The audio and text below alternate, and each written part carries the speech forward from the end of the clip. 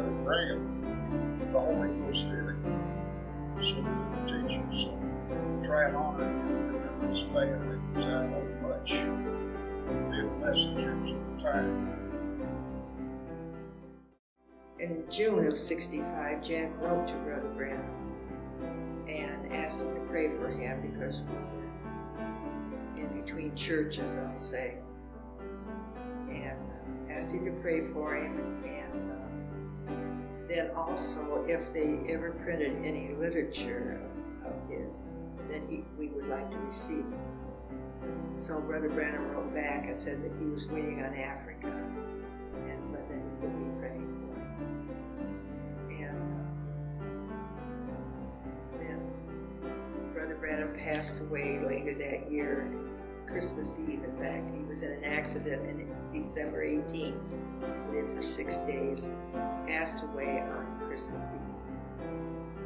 And we didn't learn about it until January.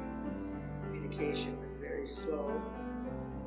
And of course everybody was all upset and just couldn't believe he had actually died. And so that was a struggle for all of them. But even when I heard it, I didn't believe it, because we had just found him. We had just made contact with him. So we never met him, never got to talk to him or anything, but the one letter that we did. And so then they started, in '66, they started, got together and decided they were going to print his messages. So then they started printing the messages, and they print one book a month. So it was hard to wait till the next month to get the next message, because they were so good.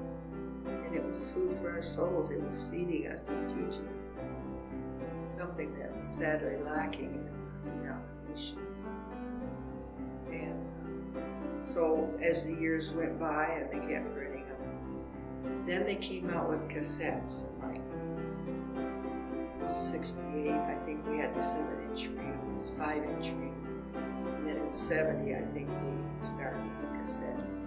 So they printed off all of the cassettes then, and we ordered those. So that's how we grew in the knowledge of Brother Bramham. Learn what he learned, what he knew, what he told.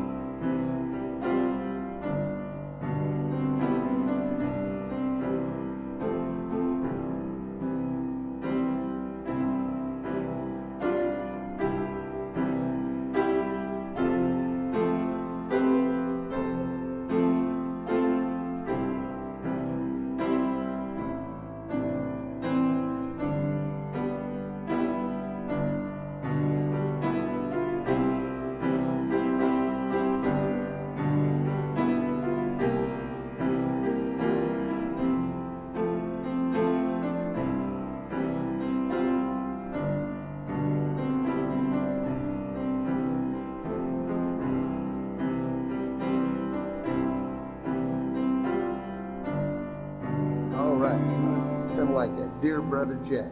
Sister one time said, who's preaching tonight? And I heard her say, somebody said, well, Brother Jasper's preaching tonight. And she said, oh, dear.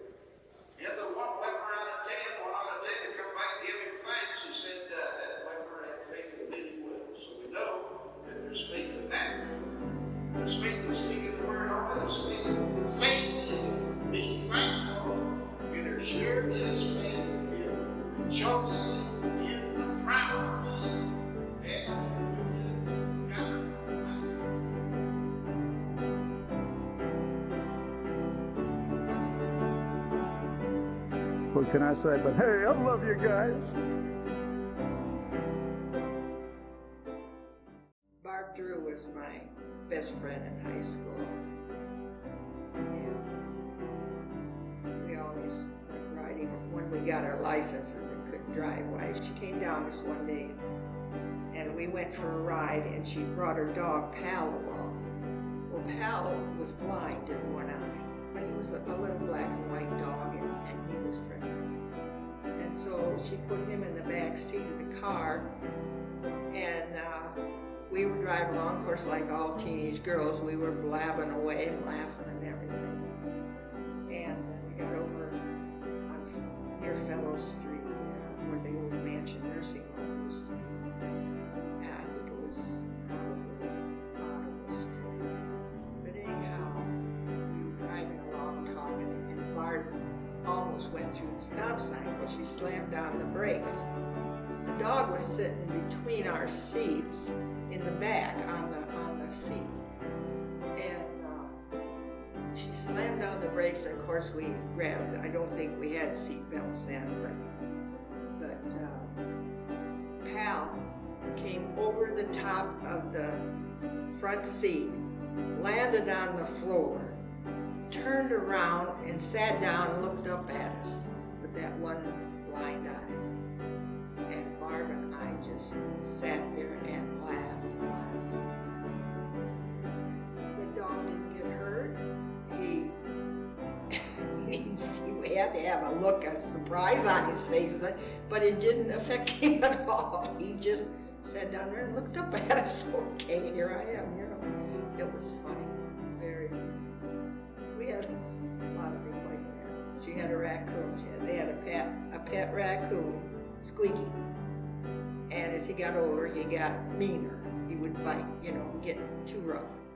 So they had to turn him loose.